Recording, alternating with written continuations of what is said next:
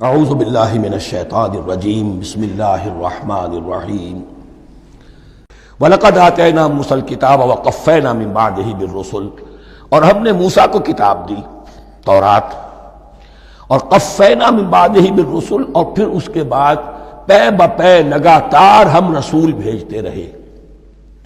ایک بات نوٹ کر لیجئے گا، لفظ رسول اور لفظ نبی میں کچھ فرق ہے، اس وقت تفصیل میں جانے کا موقع نہیں ہے، لیکن یہ تین جوڑے الفاظ کے ایسے ہیں قرآن مجید کی اصطلاحات کے کہ وہ تینوں مترادف کے طور پر بھی استعمال ہو جاتے ہیں اور علیحدہ علیحدہ اپنا مفہوم بھی رکھتے ہیں۔ اور اس کا ایک اصول یہ علماء نے بنایا ہے کہ اذا اجتمع تفرقا واذا تفرقا اجتمعا۔ ایک ہے ایمان اور اسلام، اب یہ بھی مسلم مومن ایک ہی شے ہے، لیکن یہ کہ ایک شے تو نہیں ہے، کچھ فرق بھی ہے۔ کہیں جہاں ان دونوں الفاظ کو لایا جائے گا بالمقابل تو فرق نظر آ جائے گا، لیکن عام طور پر مسلم کی جگہ مومن، مومن کی جگہ مسلم استعمال ہو جائے گا۔ call the rose by any name it will smell as sweet۔ اس طرح جہاد اور قتال کا معاملہ ہے، دو الفاظ ہیں، مختلف ہیں، مفہوم جدا بھی ہے لیکن ایک دوسرے کی جگہ آ بھی جائیں گے۔ تیسرے نبی اور رسول، فرق ہے، ہر نبی رسول نہیں ہوتا، ہر رسول نبی ہے، یعنی نبی عام ہے، رسول خاص ہے۔ نبی کو جب کسی خاص قوم کی طرف معین طور پر بھیج دیا جاتا ہے تب وہ رسول ہو جاتا ہے۔ اس سے پہلے اس کی حیثیت ایک ولی اللہ کی ہے، بہت اعلیٰ درجے کا اللہ کا دوست اور ولی جس پر وحی آ رہی ہے۔ عام ولی اللہ میں اور نبی میں فرق یہ ہے، ان پر وحی آتی ہے، ان پر وحی نہیں آتی۔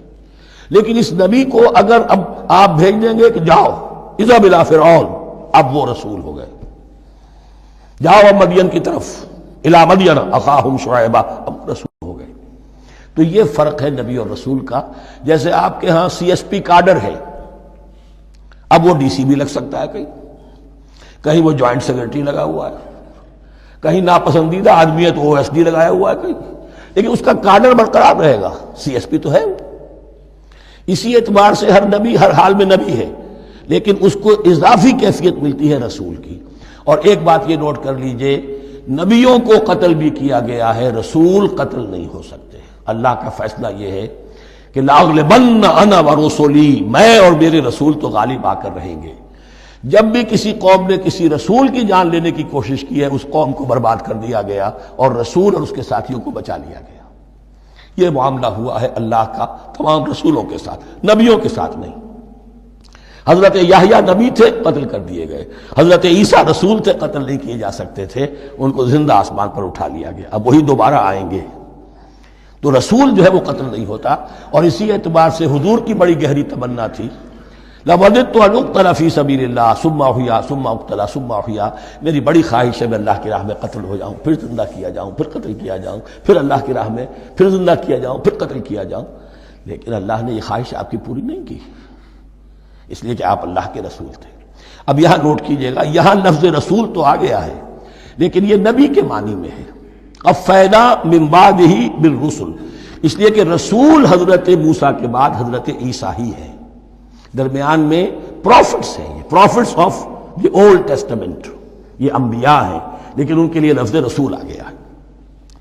وَآتَيْنَا عِيسَى ابْنَ مَرْيَمَ الْبَيِّنَاتِ وَأَيَّدْنَاهُ بِرُوحِ الْقُدُسِ، اور ہم نے عیسیٰ کو بڑی واضح نشانیاں دیں، حصی معجزات جتنے حضرت مسیح کو دیے گئے ہیں ویسے اور کسی نبی کو نہیں دیے گئے۔ یہ بعد میں تذکرہ آ جائے گا سورہ آل عمران میں۔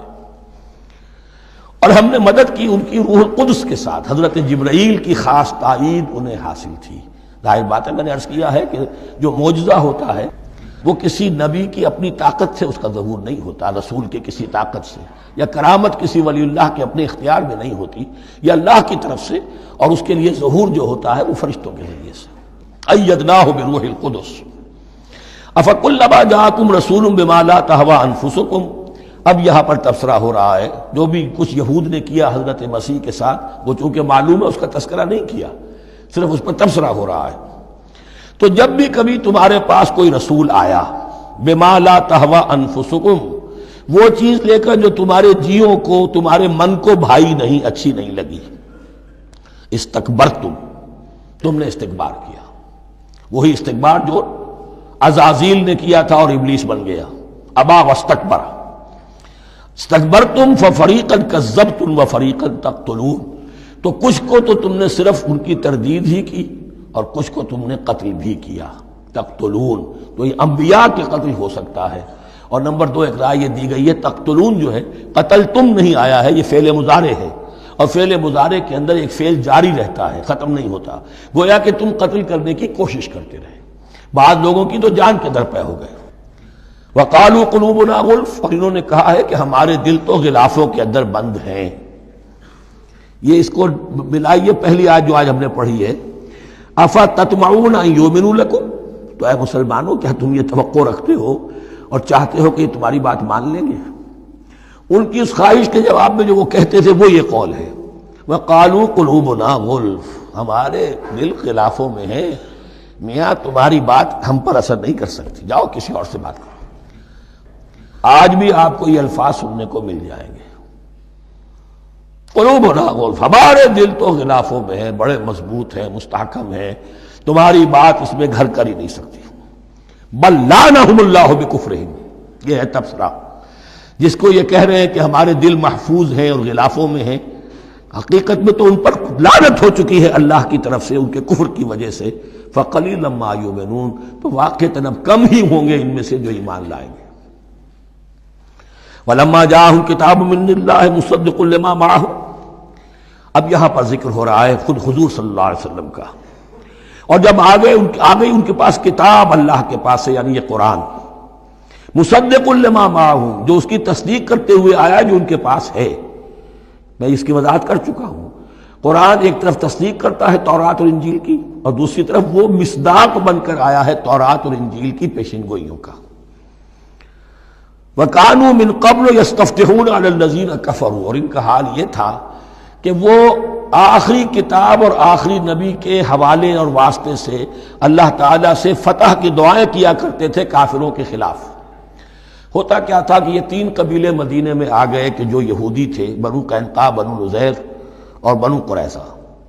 اسی میں وہاں رہتے تھے اوس اور خزرج جو یمن سے آئے تھے، اصل عربی قبائل تھے. پھر آس پاس کے قبائل بھی تھے، وہ سب کے سب امیین میں سے تھے، ان کے پاس نہ کوئی کتاب، نہ کوئی شریعت، نہ کسی نبوت سے آگاہ. اب ان کے آپس میں جب لڑائیاں ہوتی تھیں اور یہ مار کھاتے تھے، سرمایہ دار تھے، دولت والے تھے، عام طور پر بزدل تھے، لہذا جب بھی کبھی مقابلہ ہوتا تھا مار کھاتے تھے. تو وہاں یہ کہا کرتے تھے کہ ابھی تو تم ہمیں مار لیتے ہو، دبا لیتے ہو، نبی آخری زمان کی آنے کا وقت آ چکا ہے، وہ نئی کتاب لے کر آئیں گے، جب وہ آئیں گے ہم ان کے ساتھ ہو کر جب تم سے جنگ کریں گے تو تم ہمیں شکست نہیں دے سکو گے، ہمیں فتح حاصل ہوگی. اور دعا کیا کرتے تھے اللہ اس نبی آخر الزمان کا ظہور جلد ہو تاکہ اس کے واسطے سے اور اس کے ذریعے سے اس کے صدقے ہمیں فتح مل سکے. یہ دعائیں تھیں. چونکہ خزرج اور اوس کے لوگوں نے ان کی یہ دعائیں سنی ہوئی تھیں. یہی وجہ ہے کہ حج میں سن 11 نبوی کے حج میں یا سن 10 نبوی کے حج میں جب وہاں پر 6 آدمیوں سے حضور نے بات کی جو خزرج کے تھے، سب کے سب انہوں نے کلنکھیوں سے ایک دوسرے کو دیکھا، معلوم ہوتا ہے یہ وہی نبی ہے جن کا ذکر یہ یہودی کرتے ہیں. تو اس سے پہلے کہ وہ ایمان لائے تم ایمان لے آؤ. گویا کہ وہ علم بالواسطہ طور پر جو انہیں پہنچا تھا وہ ان کے لیے کتنا بڑا سرمایہ بن گیا، ان کی نجات کا ذریعہ بن گیا. اور وہ علم جو ان کے پاس تھا تعصب کی وجہ سے اور تکبر کی وجہ سے وہ اسی طرح رہ گئے. فَذَهَبَ اللَّهُ بِنُورِهِمْ وَتَرَكَهُمْ فِي ظُلُمَاتٍ لَا يُبْصِرُونَ صُمٌّ بُكْمٌ عُمْيٌ فَهُمْ لَا يَرْجِعُونَ. وَلَمَّا جَاءَهُمْ كِتَابٌ مِّنْ عِندِ اللَّهِ مُصَدِّقٌ لِّمَا مَعَهُمْ وَكَانُوا مِن قَبْلُ يَسْتَفْتِحُونَ عَلَى الَّذِينَ كَفَرُوا فَلَمَّا جَاءَهُم مَّا عَرَفُوا كَفَرُوا. تو جب ان کے پاس آ گئے وہ چیز جسے انہوں نے پہچان لیا پھر انہوں نے کفر کیا. فَلَعْنَةُ اللَّهِ عَلَى الْكَافِرِينَ، تو اللہ کی لعنت ہے ایسے کافروں پر. بئس ما اشتروا به أنفسهم أن يكفروا بما أنزل الله بغيا أن ينزل الله من فضله على من يشاء من عباده. بہت بری شے ہے جس کے عوض کہ انہوں نے اپنی جانوں کو فروخت کر دیا. یعنی دنیا کا حقیر سا نفع، یہاں کی حقیر سی مسندیں، یہاں کا جو بھی چودراہٹیں ہیں، جو بھی ان کی حیثیت ہے، صرف اس کا قربانی دینے کو تیار نہیں. یہی تو سبب ہے، اس کی وجہ سے کفر کر رہے ہیں پہچان کر. تو بری ہے وہ شے جس کے لیے انہوں نے اپنے آپ کو بیچ دیا. ان یکفروا، کہ وہ کفر کر رہے ہیں اس وجہ سے بما انزل اللہ بغیا، جو اللہ نے نازل فرمایا ہے. اور کفر کیوں کر رہے ہیں؟ اس زدم زدہ میں ان ينزل اللہ من فضلہ علی من یشاء من عبادہ، کہ اللہ تعالیٰ نے نازل کر دیا ہے اپنے اس فضل میں سے اپنے بندوں میں سے جس پر چاہا۔ وہ اس امید میں تھے کہ وہ اسرائیلی ہی ہوگا۔ جب 1400 برس تک نبوت ہمارے پاس رہی، اب فترت کا زمانہ ہے، 600 برس گزر گئے، اب آخری نبی آنا ہے، ان کو گمان یہ تھا وہ ہم میں سے ہی ہوگا۔ یہاں یہ ہوا کہ یہ رحمت اللہ کی اور یہ فضل جو ہے بنی اسماعیل پر ہو گیا۔ اس کی وجہ سے زدم زدہ بغین، اس بغین کے لفظ کو اچھی طرح نوٹ کر لیجئے، یہ اختلاف جو ہوتا ہے دین میں اس کا اصل سبب یہ بغین کا لفظ آئے گا بار بار قرآن مجید میں۔ یہ بغین کیا ہے؟ جس سے عہد حاضر کے ایک خاص جو مکتب فکر ہے سائیکالوجی کا، ایڈلر کا، اس میں یہ قرار دیا گیا ہے کہ انسان کے جو موٹیوز ہیں، جو اس کا انسٹنکٹس ہیں، ان میں ایک بہت پاورفل موٹیو جو ہے to dominate, urge to dominate. میں اس کی بات کیوں مانوں، یہ کیوں نہ میری مانے، یہ ڈومینیشن۔ تو بغین، بغیہ کے معنی بھی ہے حد سے بڑھنا، تجاوز کرنا۔ تو وہ اپنی حد سے بڑھ کر دوسروں کے اوپر روب گاجنے کے لیے یہ سارا انہوں نے کیا، اس وجہ سے کہ بنی اسماعیل کے ایک شخص محمد صلی اللہ علیہ وسلم پر اللہ تعالیٰ نے یہ رحمت نازل فرما دی۔ فباؤوا بغضب علی غضب، تو وہ لوٹے غضب پر غضب لے کر، یعنی تہ بر تہ غضب ہے ان پر اللہ تعالیٰ کا۔ وَلِلْكَافِرِينَ عَذَابٌ مُّهِينٌ، اور ایسے کافروں کے لیے اہانت آمیز، مہین اہانت سے بنا ہے، اہانت آمیز عذاب ہے۔ وَإِذَا قِيلَ لَهُمْ آمِنُوا بِمَا أَنزَلَ اللَّهُ، اور جب ان سے کہا جاتا ایمان لاؤ اس پر جو اللہ نے نازل فرمایا، قَالُوا نُؤْمِنُ بِمَا أُنزِلَ عَلَيْنَا، ہم ایمان رکھتے ہیں اس پر جو ہم پر نازل ہوا۔ وَيَكْفُرُونَ بِمَا وَرَاءَهُ، اور وہ کفر کر رہے ہیں جو اس کے پیچھے ہے۔ انہوں نے انجیل کا کفر کیا، حضرت مسیح کو نہیں مانا۔ انہوں نے محمد کا کفر کیا ہے صلی اللہ علیہ وسلم، اور قرآن کو نہیں مانا۔ وَهُوَ الْحَقُّ مُصَدِّقًا لِمَا مَعَهُمْ، اور وہ کفر کر رہے ہیں حالانکہ وہ حق ہے، سچ ہے، درست ہے، اور تصدیق کرتے ہوئے آیا ہے اس کی جو ان کے پاس ہے۔